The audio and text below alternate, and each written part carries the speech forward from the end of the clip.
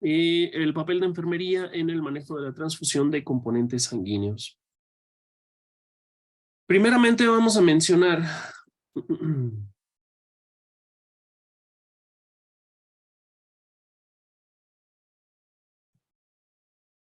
vamos a mencionar que la transfusión de hemoderivados es un procedimiento de trasplante tisular. Es mayormente utilizado en el manejo de las alteraciones hematológicas. Los avances tecnológicos médicos y científicos se orientan a disminuir las complicaciones de la terapia transfusional, donde un error puede comprometer gravemente la vida del paciente e implica grave responsabilidad legal para la institución y para el personal que está realizando este procedimiento. Finalmente, la terapia transfusional es un trasplante, ¿sí? Podemos llamarle un trasplante tisular, ¿sí? Es un trasplante de un tejido, porque finalmente la sangre es un tejido donde vamos a trasplantar de un paciente a otro. Obviamente requiere todo un protocolo para poder llevar a cabo este trasplante. La decisión de transfundir va a depender del juicio clínico que requiere sopesar los posibles beneficios o los riesgos reconocidos frente a tratamientos alternativos. Obviamente, si se utiliza esta transfusión como decisión de última, de última alternativa, ¿sí? Obviamente siempre es necesario, es importante valorar primeramente cualquier otro tratamiento, el uso de cualquier otro tratamiento. En la actualidad, las transfusiones son probablemente las más seguras que anteriormente, pero el riesgo, así como la percepción del mismo y el temor a la transmisión de enfermedades, de reacciones o de intolerancia, nos obligan a obtener un consentimiento informado del paciente. Independientemente del consentimiento informado, es un procedimiento que a final de cuentas representa un riesgo bastante alto para nuestro paciente, incluso tan elevado que pudiera incluir la muerte de este paciente. Por ello es importante dar a conocer a nuestro paciente,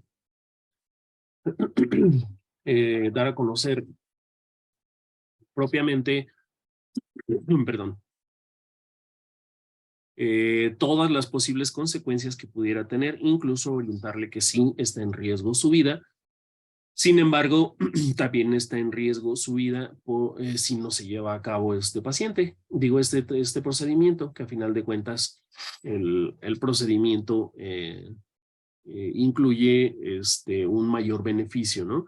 Si bien es cierto que el organismo vivo reacciona ante lo que tiene en su interior, también reacciona a lo que le vamos a administrar. De manera interdisciplinaria, que va a ser indicación médica, y hay que tomar las pruebas serológicas correspondientes que se van a realizar en el banco de sangre hasta el manejo adecuado de la transfusión por parte del personal de enfermería principalmente. Este manejo y esta transfusión regularmente lo hacemos el personal de enfermería, de ahí que tengamos una alta responsabilidad en este momento.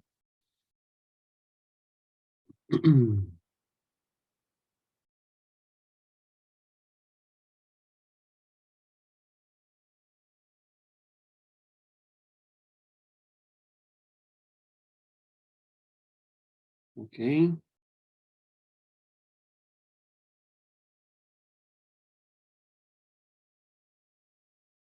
Por alguna razón no quiere funcionar. Ya.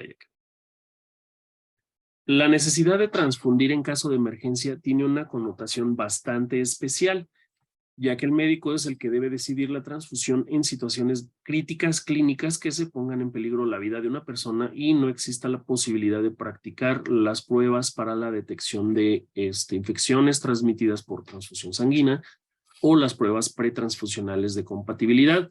De esta primera, lo que son la transfusión sanguínea, las infecciones de transmisión sanguínea, idóneamente esta sangre que vamos a transfundir, pues ya se le hicieron todas estas pruebas, que ahorita en un momento vamos a ver cómo se prepara un donador. Sin embargo, para las pruebas transfusionales de compatibilidad, pues es donde nos enfrentamos al riesgo de que quizás no hay tiempo de hacer estas pruebas, siempre y cuando se hayan advertido al familiar o al paciente mismo y se hayan obtenido el consentimiento escrito del paciente o su su familiar directamente responsable. En este caso, la sangre indicada va a ser un grupo O con tipo RH negativo, ¿sí? Ya que este es el que nos ofrece menor reacción, que también ahorita vamos a ver las compatibilidades, para este tipo de transfusión en riesgos de compatibilidades. La terapia transfusional exige conocimiento, habilidad, eficiencia y una adecuada evaluación clínica del estado del paciente por parte de enfermería con el fin de identificar los problemas y necesidades para tomar las medidas correctivas pertinentes con oportunidad y seguridad y reducir el riesgo que este procedimiento puede representar para el paciente. Todas estas medidas nosotros requerimos tenerlas en cuenta desde el momento en que estamos recibiendo un paciente en el que tentativamente estamos viendo que va a requerir transfusión de sangre.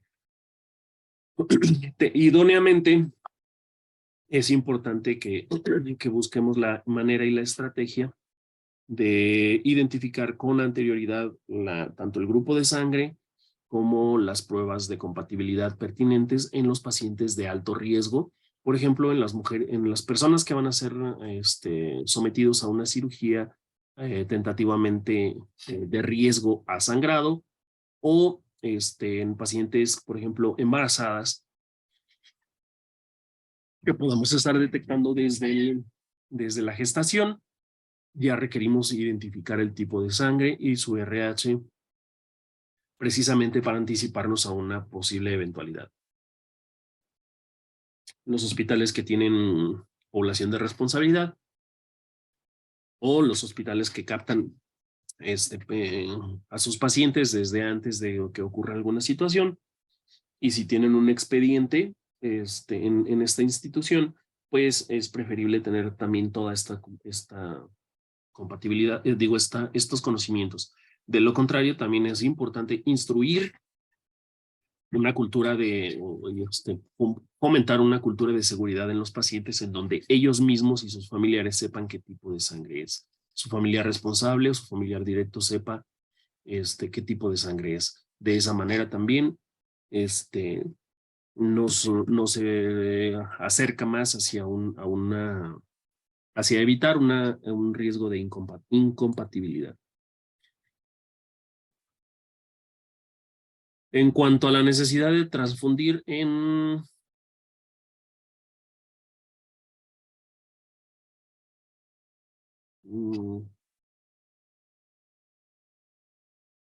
ok. No, ya vamos a abarcar la definición de términos. Primeramente vamos a definir qué es lo que vamos a transfundir.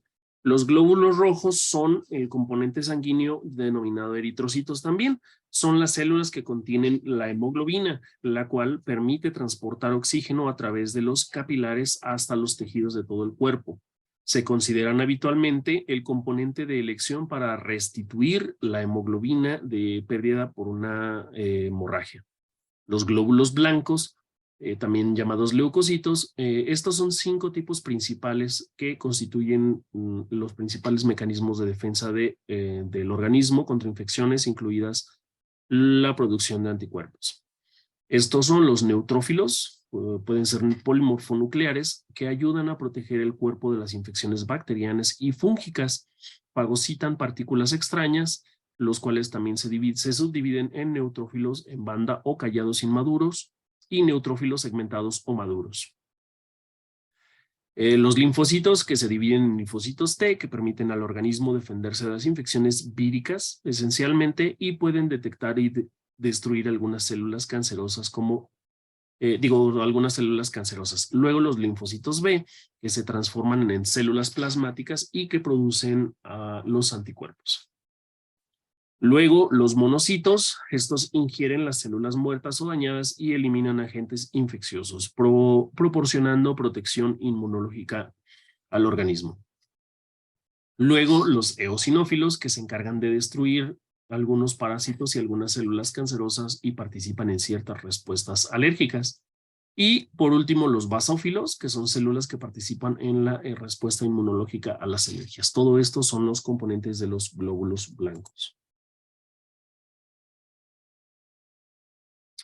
Luego tenemos a las plaquetas, que forman parte de la cascada de la coagulación. Estos son necesarios para detener las hemorragias en un punto sangrante, donde se acumulan y se activan. Otro término es la transfusión. Este es el proceso por medio del cual se trasplanta un tejido o sangre total o glóbulos rojos, igual a cómo se hace el trasplante de un órgano. Es la misma dinámica. Al final de cuentas es un procedimiento muy similar. Toda transfusión genera una respuesta inmunológica en el huésped y por más compatibilidad que exista, pudiera tener esta respuesta inmunológica. También es necesario saber qué es lo que es un hemocomponente a diferencia de un hemoderivado. El hemocomponente es una fracción celular o acelular del tejido hemático, separada por una unidad de sangre que es de sangre total. Esto se lleva a cabo por centrifugación regularmente. Y el hemoderivado es un producto obtenido de algunos componentes sanguíneos, por ejemplo, el plasma. Luego, el concentrado de Maties o el concentrado eritrocitario mayormente son glóbulos rojos, es prácticamente sangre total. El plasma fresco congelado es otro factor que es exclusivamente el plasma, que contiene mayormente los factores de coagulación, precisamente lo que veíamos como las plaquetas. Entre ellos también la albúmina. Para hacer una correcta donación de sangre, hay que hacer un estudio de un donante. Requiere una entrevista de salud y diligenciar un cuestionario, así como la evaluación clínica de los signos vitales de los antecedentes de una historia clínica completa y pruebas para determinar su idoneidad y su compatibilidad con el receptor. Cuando se hacen bancos de sangre en donde se va a repartir esta sangre a alguien que realmente no sabemos, entonces iniciamos el proceso y esta sangre se queda almacenada en contenedores especiales, en refrigeradores especiales con refrigeración controlada hasta revisar la compatibilidad con el receptor. ¿Qué pruebas le vamos a hacer? Vamos a iniciar por las pruebas de tipificación ABO y de RH. Vamos a hacer investigación de anticuerpos. Vamos a hacer un análisis de marcadores para las enfermedades infecciosas, principalmente antígenos de superficie para hepatitis B, antígeno P24 para el VIH y anticuerpos de la hepatitis B. Una unidad de sangre aproximadamente contiene 450 mililitros de sangre que se recoge en una bolsa de plástico con anticoagulante. La sangre completa o los eritrocitos conservados del citrato fosfato dextrosadenina pueden almacenarse en neveras especiales hasta 35 días.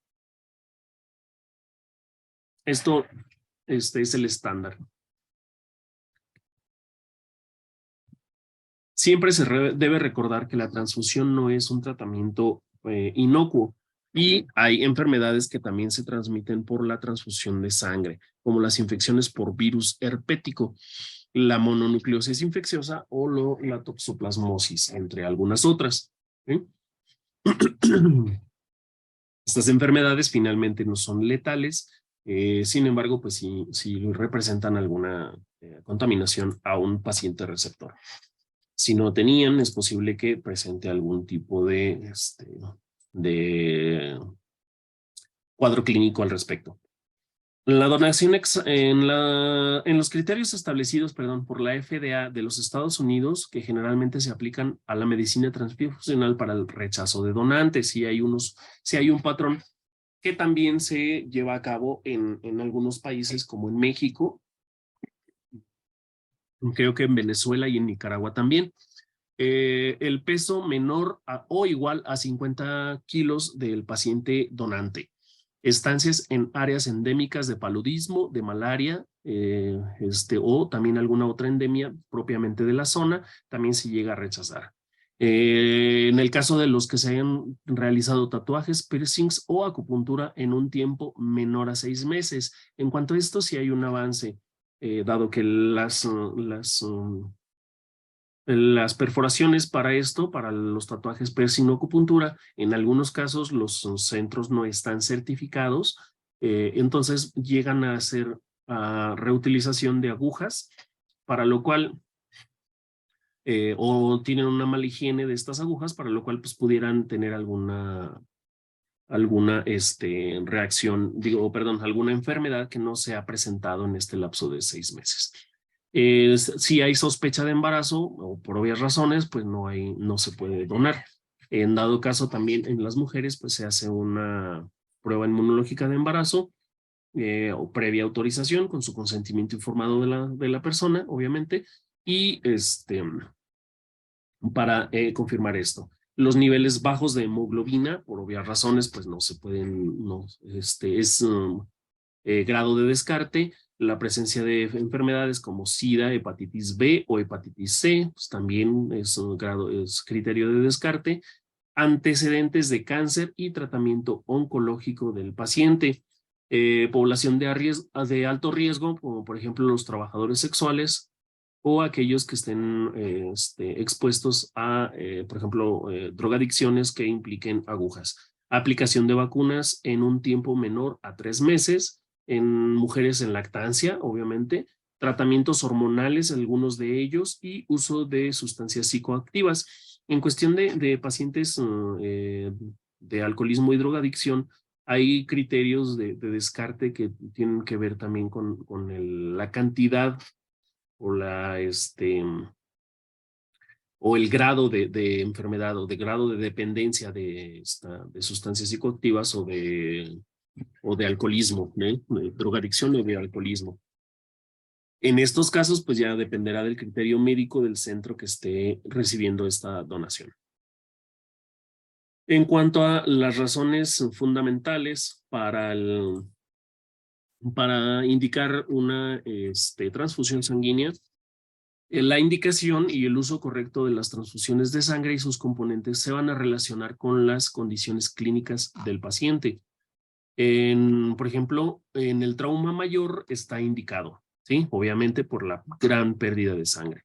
En el descenso de la oxigenación tisular por capacidad inadecuada del transporte de oxígeno. En estos casos, pues obviamente estamos hablando de personas con anemia.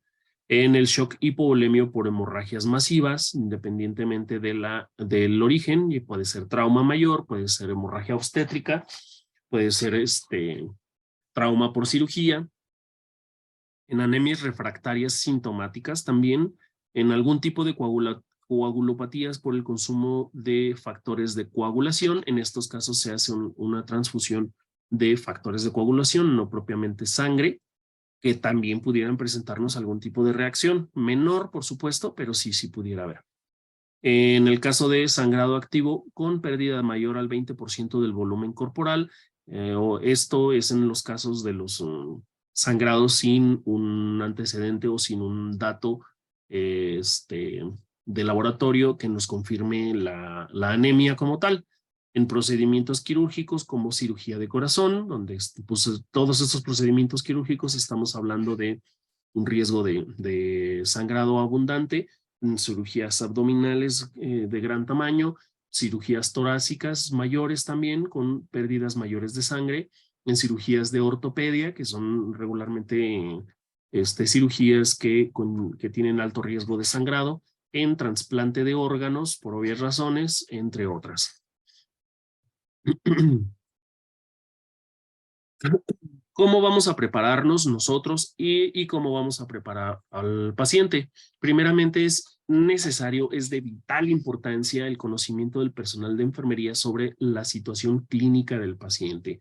Es decir, nosotros tenemos que conocer bien a nuestro paciente. No es de, yo voy a ir a transfundir a un paciente y ni lo conozco, ni lo he interrogado, ni nada con él, sino que es mi paciente, Yo voy y hago una historia clínica de enfermería, yo voy y hago un interrogatorio para identificarlo correctamente, en donde yo tenga los conocimientos completos de sus antecedentes y de por qué se le está indicando esa transfusión.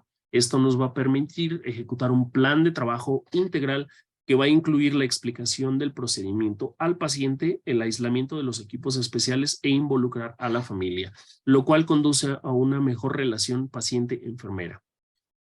En estos casos, ahora con la detonación de la situación de COVID, de la pandemia, redujimos las visitas las visitas intrahospitalarias. Sin embargo, la recomendación es que cuando tengamos un paciente que vamos a transfundir, eh, consigamos la ayuda y la vigilancia, o que un familiar responsable esté cerca de este paciente, justamente también para que este, colabore en el tratamiento y en algún momento, cuando las circunstancias sean seguras, podamos dejar al paciente con su familiar y sepa identificar también cualquier dato de sospecha de incompatibilidad o de efecto adverso.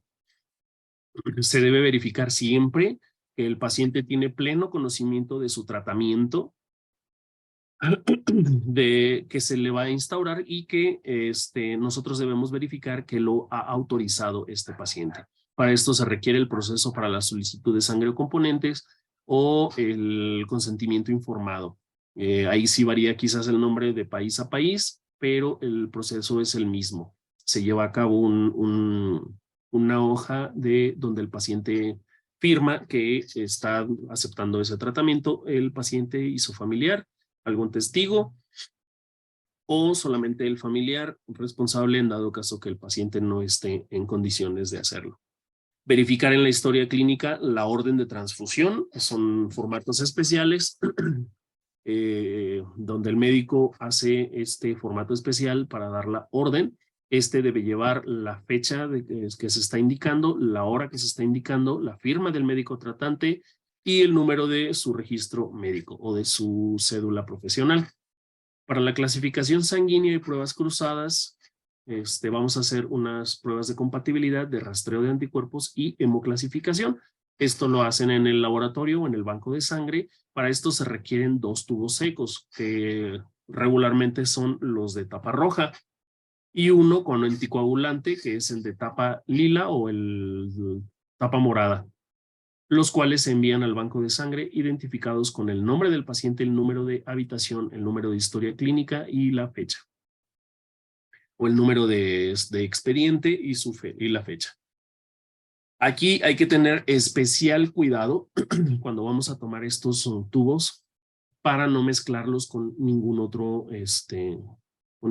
tubo, ¿sí? Porque como estamos haciendo se va a hacer una prueba de compatibilidad o las pruebas cruzadas, debemos garantizar que esa sangre es de ese paciente, ¿sí?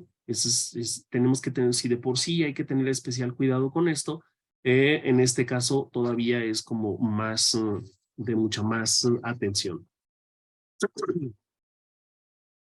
Es importante que cuando tomemos estas muestras se rotulen inmediatamente después de haberlas tomado y se lleven al banco de sangre o al laboratorio que nos vaya a proporcionar este paquete, se lleven de inmediato, ¿sí? Hay que identificar bien, perfectamente estos tubos para que no se nos mezclen con ningún otro.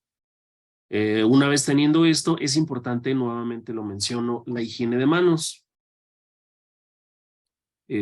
Tanto para tomar las muestras de sangre como para poder iniciar el procedimiento. Cuando vayamos a hacer la recepción del paquete que vamos a transfundir, es importante que venga en el contenedor específico para este transporte, ¿sí? No es de que lo traigo en las manos y lo traigo jugueteando por aquí y por allá. Es un contenedor especial, termoaislante, este, donde se viene transfundiendo. Vamos a tener los equipos e insumos adecuados para transfundir cada paquete. Recuerden que se necesita el el equipo, perdón, un equipo especial con filtro. Ajá. Luego hay que hacer nuevamente una identificación y una corroboración de datos. Hay que identificar el paquete que estamos por transfundir. Vamos a corroborar que los datos tengan concordancia en cuanto a los datos del paciente, en cuanto a los datos del donante, con las hojas de control que nosotros vamos a recibir o vamos a llevar. En algunos casos nos las van a presentar desde el laboratorio.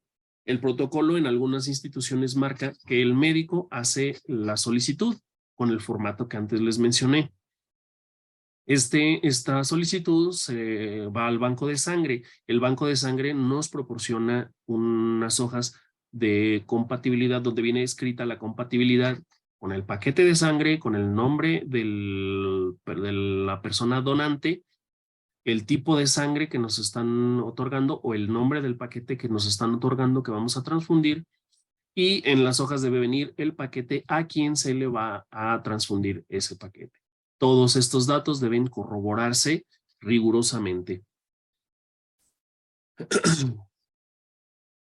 A partir de este momento, nosotros las intervenciones de enfermería que vamos a poner en este momento es hacer una pausa de identificación.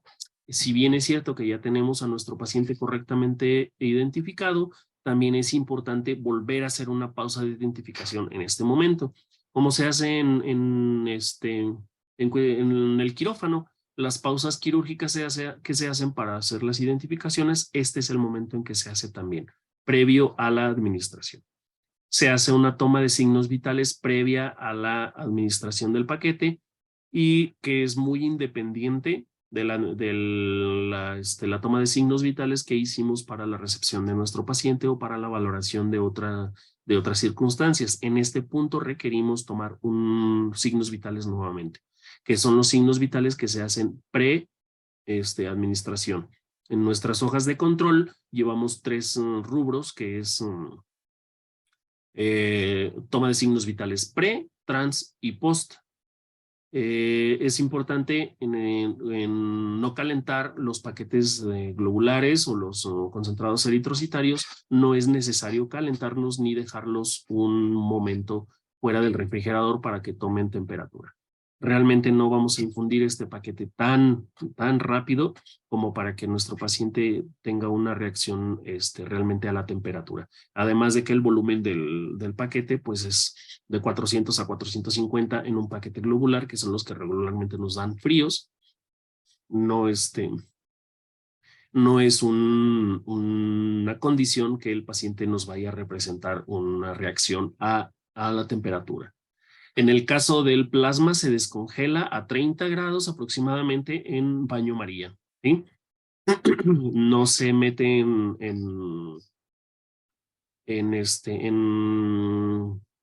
horno de microondas ni ningún tipo de artefacto que lo caliente más allá de esa temperatura. Se puede utilizar solamente agua caliente, más o menos entre 25 y 30 grados centígrados, y con eso se descongela. Es importante que nuestro paciente tenga acceso único de grueso calibre para transfundir este tipo de paquetes.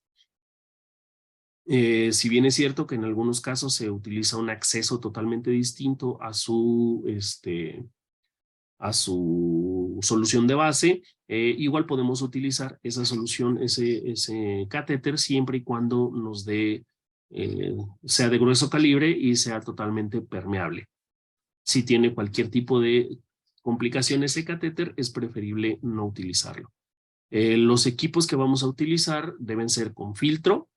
Son los filtros especiales y son equipos especiales para transfusión de paquetes, de hemoderivados o de paquetes globulares o cualquiera de estos.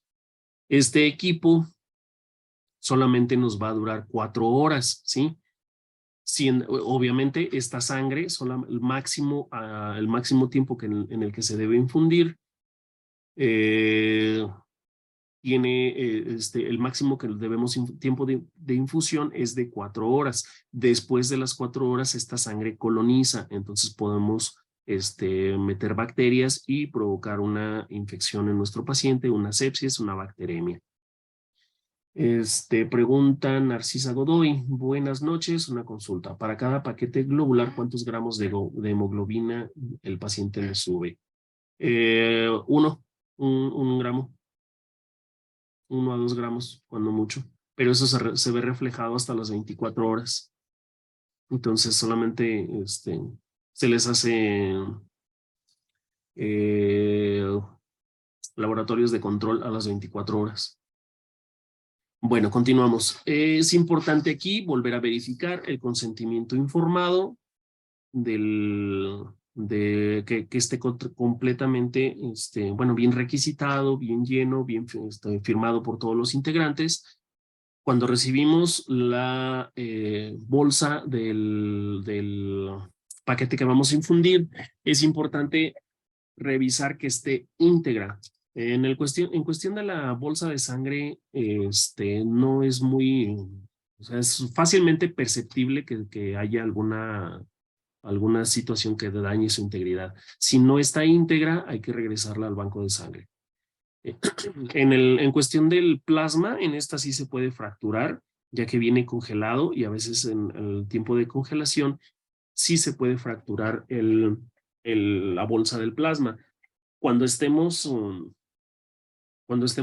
descongelándola, volvemos a verificar esta integridad de la bolsa antes de infundir. Es importante mencionar que la refrigeración es controlada tanto en el origen de la sangre, desde que se recibe, se le hacen los estudios, se les da el proceso en el banco de sangre y se refrigera en refrigeradores especiales con refrigeración controlada. Luego, esta refrigeración continúa hasta el destino final. ¿Sí? Cuando nosotros recibimos este paquete, si es el plasma, el plasma fresco congelado es el único que vamos a calentar, de ahí ninguno de los otros es necesario calentarlo. Hay que confirmar la fecha y la hora en que vamos a administrar, confirmar la fecha y la hora de la viabilidad del paquete rigurosamente. Luego, el tiempo de transfusión siempre es menos de 4 horas por paquete. Por lo que les comentaba, va a colonizar después de las 4 horas y estamos obligando una bacteremia. En el caso de administración de paquetes por menos tiempo de 4 horas, sí podemos infundir en menos tiempo, incluso podemos infundir hasta en 1 hora, siempre y cuando sea en una situación de urgencia. ¿Sí? En las situaciones de urgencia podemos reutilizar el mismo equipo de la infusión, siempre y cuando no rebase las 4 horas de viabilidad de que utilizamos este equipo. Sin embargo, pues como es sabido, vamos a infundir un paquete a la vez, de preferencia, y si podemos utilizar un equipo por cada paquete, es preferible. Vamos a iniciar siempre con un goteo a 30 gotas por minuto o menos y vamos a observar en los primeros 5 minutos ya podemos tener datos de reacción, de efecto secundario o de reacciones adversas. Es importante no administrar ningún medicamento durante la transfusión, así es de que también es importante tener a un paciente, o sea, planear la infusión, incluso con el banco de sangre antes de que saquen el paquete. Hay que planear esta infusión justamente para si requerimos administrar algún medicamento que no podamos mover, suspender o cambiar de horario, entonces lo administremos con cierta anticipación o podamos diferir esto hasta después de la transfusión. Cuando tenemos pacientes en estado de gravedad y que tengamos vías con medicamentos exclusivos, o sea que no se puedan suspender, entonces usaremos siempre una vía distinta de este tipo de medicamentos, como por ejemplo en el caso de las aminas que no podemos suspender. Pero en este tipo de pacientes pues es muy importante mantenerlos vigilados, una vigilancia mucho más rigurosa. Estos pacientes regularmente están en una terapia intermedia o terapia intensiva, de modo que durante la transfusión es muy importante estarlos monitorizando. Hay que tener una vigilancia estrecha, sobre todo en el sitio de punción, que también es uno de los primeros datos que nos va a dar alguna reacción. Puede haber una inflamación, puede haber un eritema en el sitio de punción, que es uno de los primeros datos que pudiera haber. De ahí que utilicemos una vía exclusiva o una vía que no tenga complicaciones o una vía que no esté a punto de caducar o a punto de complicarse, justamente para verificar que no esté ocurriendo ningún dato de anafilaxia o reacción o alguna complicación. La vigilancia estrecha regularmente es más estrecha, o sea, no podemos separarnos del paciente en los primeros 5 a 10 minutos, que es cuando nos puede presentar una anafilaxia severa. Hay que orientar sobre los datos de alarma tanto al familiar como al paciente. Y para ello es importante pues conocer también nosotros cuáles son los datos de alarma.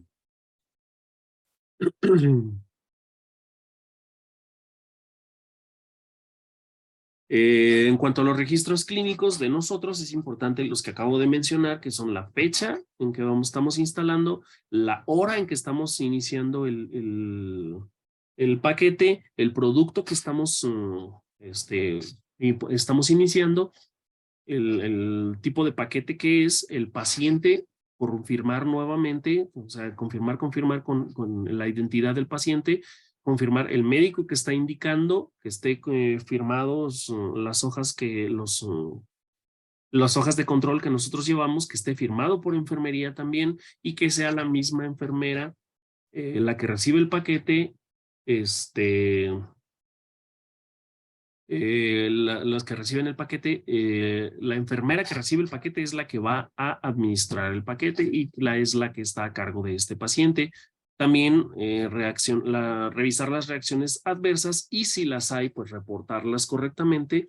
En todos estos hojas de control, pues que vayan las firmas de los participantes, que regularmente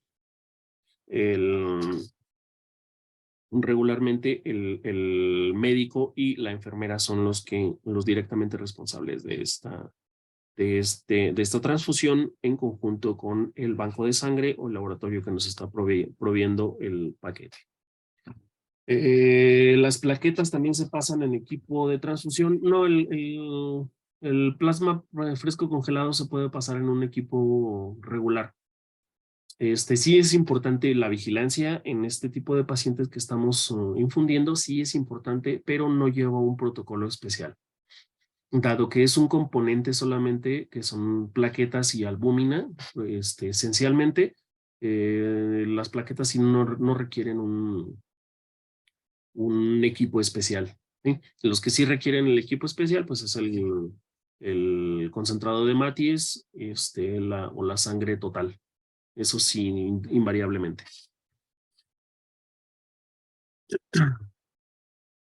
Ahora, en compatibilidad, el factor RH y el tipo de sangre.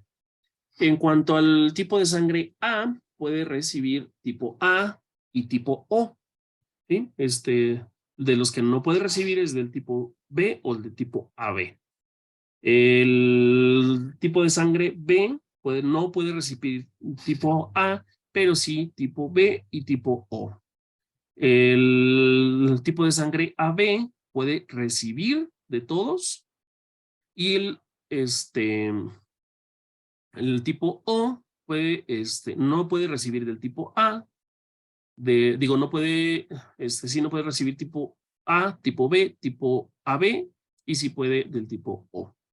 Esto es importante, preferentemente es importante que sean el mismo tipo de sangre, porque independientemente, bueno, no independiente, sino hay veces que a pesar de ser un tipo de sangre, como por ejemplo el AB, que puede mezclarse con todos los grupos, incluso pueden llegar a presentar algún tipo de reacción.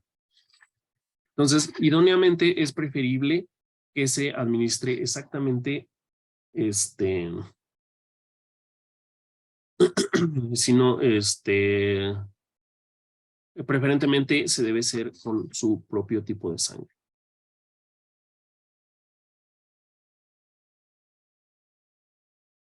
Ahora, importante conocer las reacciones adversas. Primero, las reacciones y los efectos adversos. De las reacciones hay agudas inmunes y agudas no inmunes.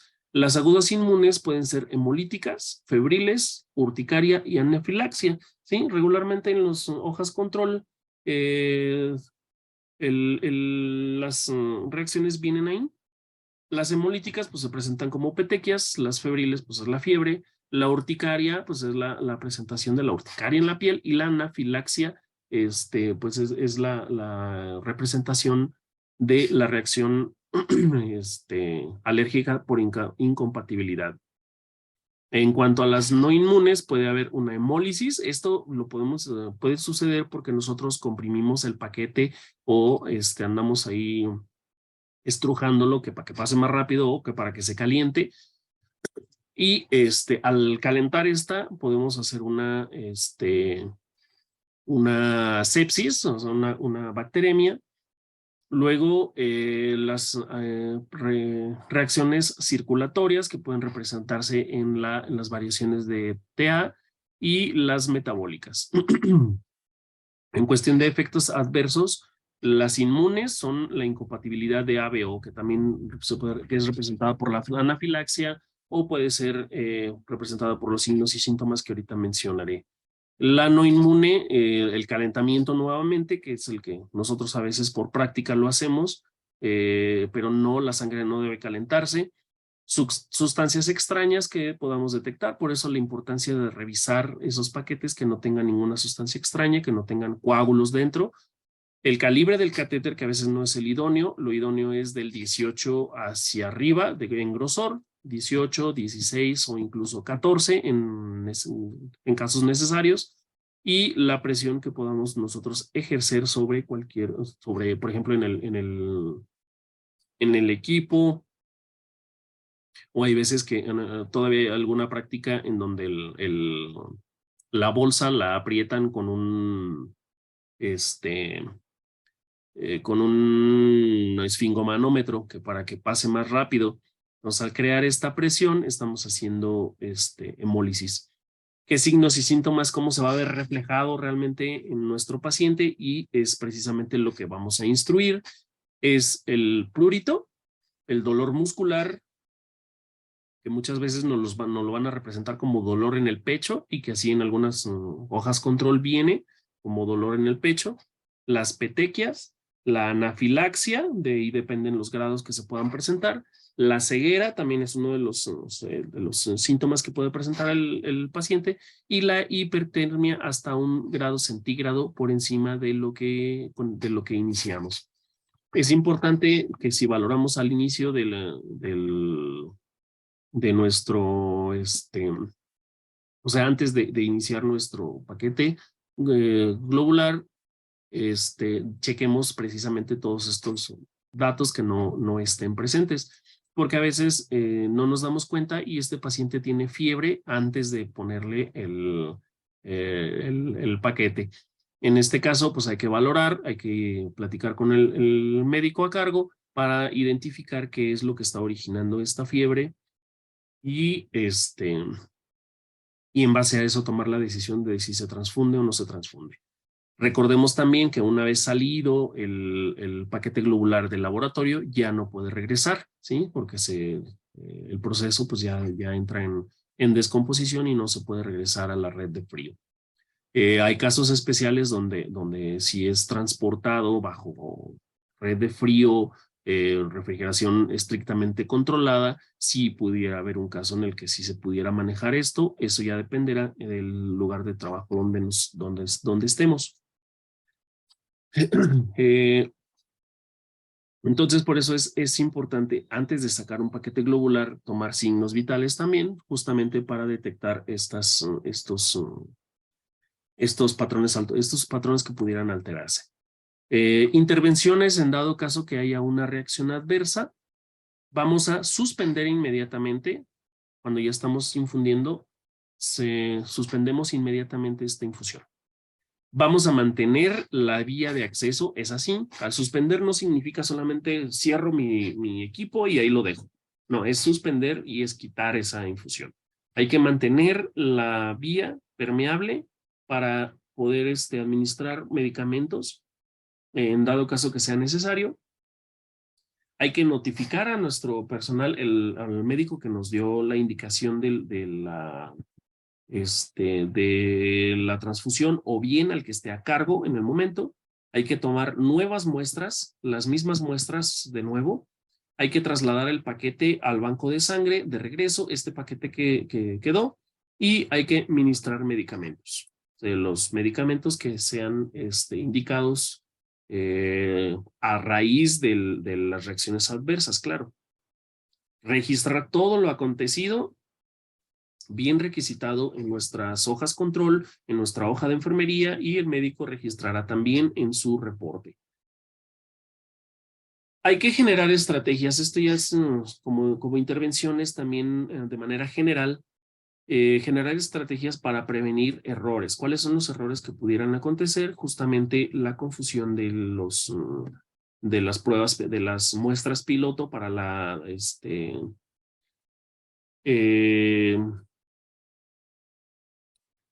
pruebas piloto para las pruebas cruzadas, perdón, las muestras piloto para las pruebas cruzadas.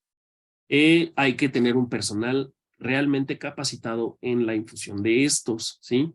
No es válido que un personal de nuevo ingreso que realmente no tiene experiencia ni capacitación en transfusión de sangre sea el que esté transfundiendo, ¿sí? Porque luego ocurre que las enfermeras generales mandan al auxiliar que no tiene conocimientos ni tiene capacitación en este tipo de transfusiones, este tipo de trasplantes, y manda al auxiliar a infundir esto. Y luego se les presentan reacciones adversas graves por una falta de vigilancia o por una falta de experiencia.